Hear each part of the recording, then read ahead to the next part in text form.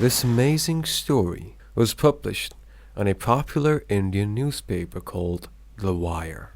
This is the story of Siddharth, an Indian man belonging to the upper-caste society of New Delhi, and once a Hindu devotee.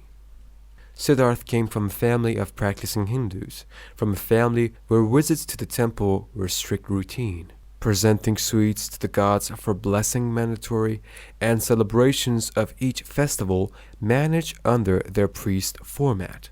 As he turned 19, he questioned the culture he practiced and the environment he lived, where each day a week belonged to a god and ancestral habits were followed for tradition.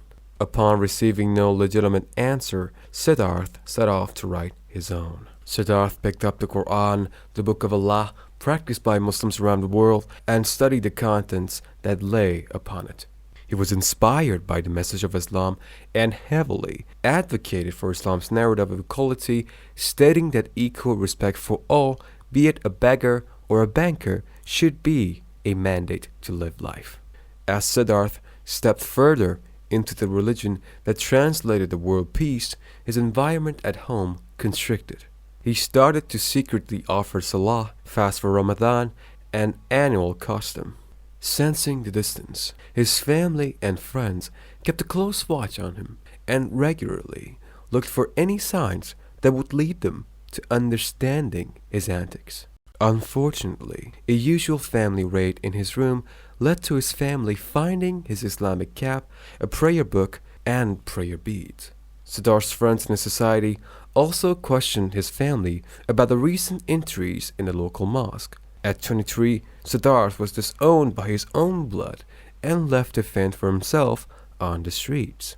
However, none of the inconveniences deterred him from his calling, and soon after, he converted to Islam in a local mosque and assumed the name Shadab in 2012.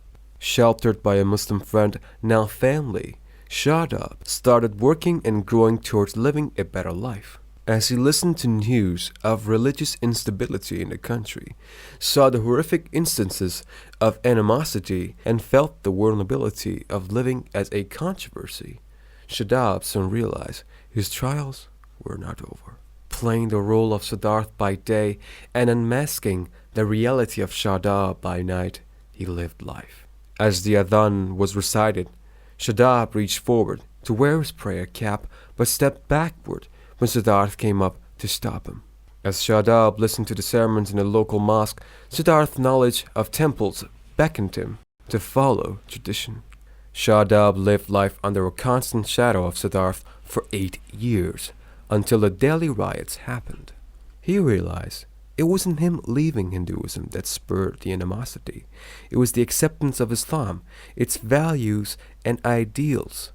Working with relief teams, Shadab recalled his own experience as a Hindu, stating that he has hated Muslims for most of his life and today he is proud to call himself one. Shadab also acknowledged the severity of the religious controversies if one identified as a woman, feeling that the laws of conversion in his country do not celebrate a female's autonomous behavior. Shadab says that while it's one's legal right and personal choice to decide which religion to practice or preach, the publicly motivated climate in India leaves Muslims no choice but to hide their identity. May Allah help all the Muslims and keep us safe from any harm.